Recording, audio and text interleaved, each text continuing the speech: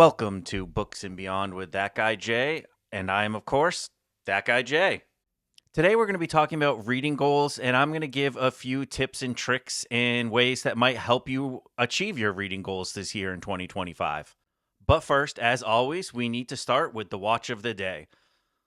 Today's watch of the day is the Casio Databank. This is a super affordable and fun Casio watch. Some may even recognize it from the Back to the Future movies. This was Marty McFly's go-to watch.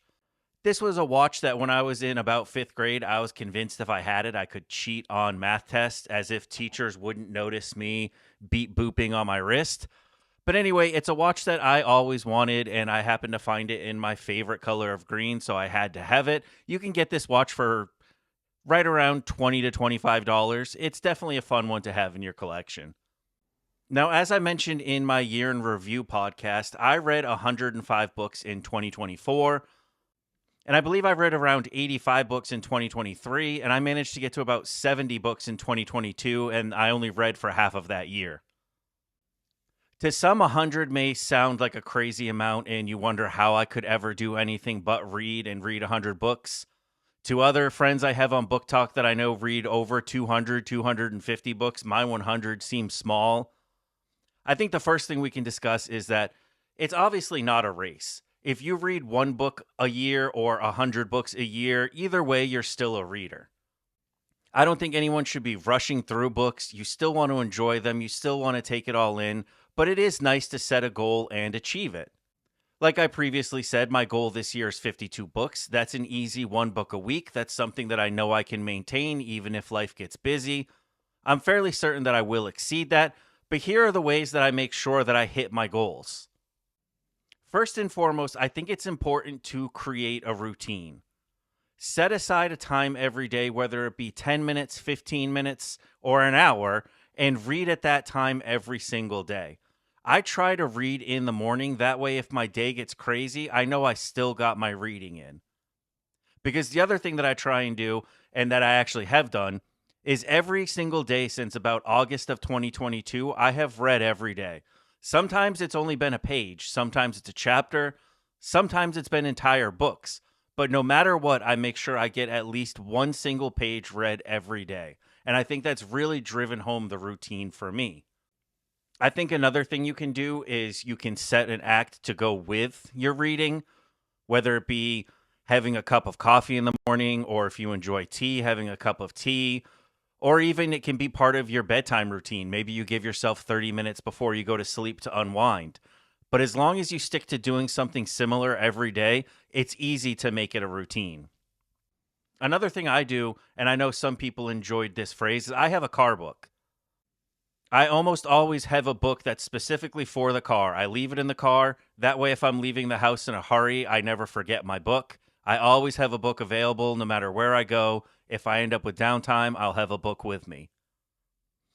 I know it's easy to say, oh, but we can just read on our phone. You can use the Kindle app. You can use Libby. You can use other things.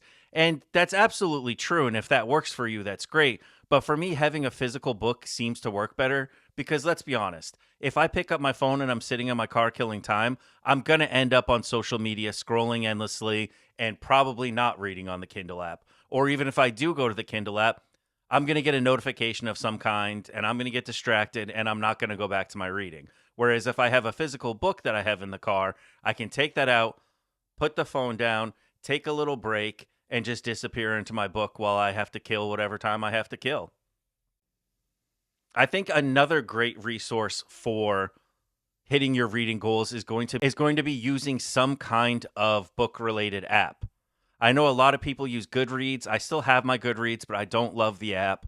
I think Storygraph is a better option. But even if you just use a notebook and a pen and paper, some way to keep track of your reading, some way to log it in every day, and some way to see the progress that you're making towards your goal. It can really help to visualize it and see how you're doing, whether you're ahead of schedule, behind schedule, right on schedule. It just helps to see it. And I think some other apps that absolutely help with your reading are going to be Libby and Hoopla. You can get these through your local libraries as long as you have a library card. I know there are some libraries that don't have them available.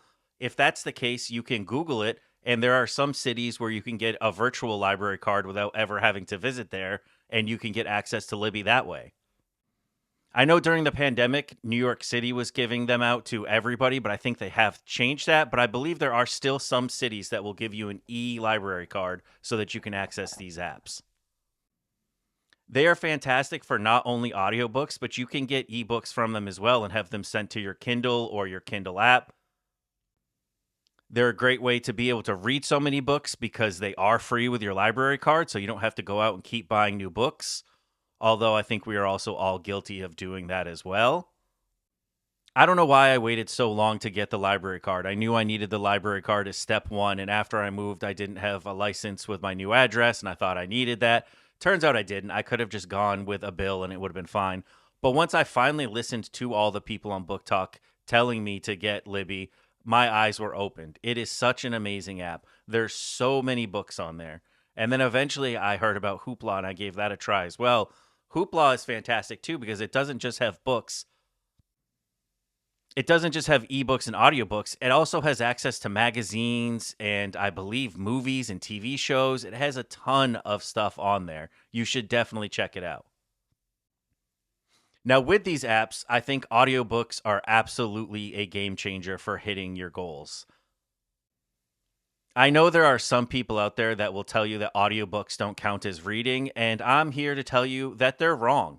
They just are. It's a different way of taking in the story. You're still absorbing the same information. You're still activating the same parts of your brain.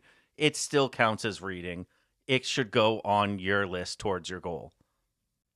Having endless audiobooks available means that when you're commuting, when you're just laying around the house, when you're cooking dinner, you can have a book going instead of nothingness, the TV as background noise, or music, and you can cram in some extra pages without even having to struggle or even think about it. It's just easily there.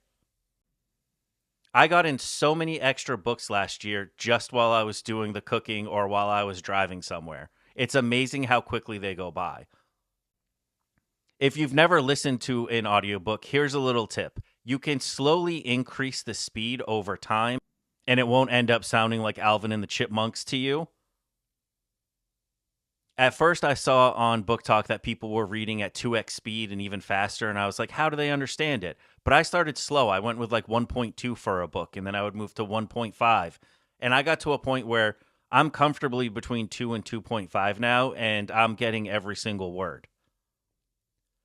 And another trick you can do, and I was able to bump it up even further than this, is something called immersive reading. Immersive reading has become my favorite way to read books. What immersive reading is you read the physical book, or you can use a Kindle, you could use the ebook version, but while you're reading, you also have the audio going in a pair of headphones. This has allowed me to increase my reading speed. It has also increased my reading comprehension, and it fully keeps me locked into what I'm doing. My mind almost never wanders because when I'm listening, sometimes my brain will go somewhere else. Even sometimes when I'm physically reading a book, my mind will wander. I'll finish a page and be like, what did I just read? And I'll have to go back. With immersive reading, I've never had that happen. If you're reading along, your mind might wander from the page, but you're still getting it in your ear and vice versa. And again, this has allowed me to go up to 3x speed on some books. What I try to do is I match the audio to my normal reading speed. I'm a fairly fast reader, so once I get that locked in, depending on the narrator, it's anywhere between 2 and 3, and then I just keep it there for the whole book. I've been able to consume so many books this way, it's actually changed my reading order. I basically request a bunch of books on Libby that I know I have physical copies of, and then that determines my TBR for the month. Whichever books become available first on Libby, those are the ones I read. I think that was probably the biggest game changer for me in 2024. I discovered this, I believe, I discovered this over the summer sometime. I by no means invented this. I didn't create the term either. It is something I saw on Book Talk, and I finally decided to give it a try, and it is absolutely amazing. I cannot recommend it enough. I know a lot of people out there may have scatterbrain or ADHD brain like I do sometimes, and it just really keeps you locked in. And it's such an enjoyable way to read a book. I actually saw in the comments of a video the other day, someone said that it brought them back to when they were a kid. Or when you were in school and there would be a group reading and you would be reading along and different people would take turns reading. And it's just a really fun way to consume the books. And another tip that I haven't really followed myself, but I've seen a lot of people talk about, and I think that this is a fantastic tip, and I think it's something that I'm going to try and incorporate in 2025, and that is DNFing books. It's okay to put a book down. Sometimes a book might not be jiving with your mood right now. Maybe you'll pick it up in a month and it'll be a 5-star read for you. But today, if it's not working, pick one that is. If you feel like you're struggling, pick a different genre. Go to something else. Reading should always be fun. And again, make sure you remember as well that just because you see people on social media or even people in your real life that are reading more books than you, that doesn't make them more of a reader than you are. You're in competition with nobody but your own goals. It's not a race. You don't get an award for reading the most books at the end of the year. All you get is the enjoyment within yourself. And again, I do think it feels great to reach your goals, so definitely set them. And if you don't meet your goal, if life happens, or if you just lose interest, that's fine too. It's just something to shoot for. Don't put too much pressure on it. Reading is supposed to be a hobby. And I think that's my last piece of advice.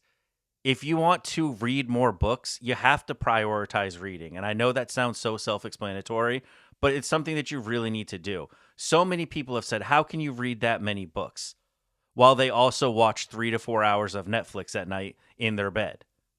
There is time in the day. You just have to make it a priority. Reading is probably my favorite hobby currently, so I make sure that I set aside time for it every single day. If you're enjoying it, do the same. Even if you're extremely busy, there are little pockets throughout the day where you can squeeze in a few pages. A few pages is better than nothing, and it all adds up. What are your tips and tricks to make sure that you set a reading goal? Do you even set a reading goal? Do you set a goal so high that you might not make it, but you really want to strive for it? I've seen some people set a goal for just one book so that they had a goal and they met it. Are you somewhere in the middle? I would love to hear about all of that in the comments. Thank you so much for joining me again this week on Books and Beyond. This week ended up being a little bit crazy. I was hoping to get a guest on. I'm going to be working on that for the coming weeks. It's definitely a priority of mine. If you could please take a second to just like, share, subscribe, hit any of the buttons, it truly helps, and I really appreciate it.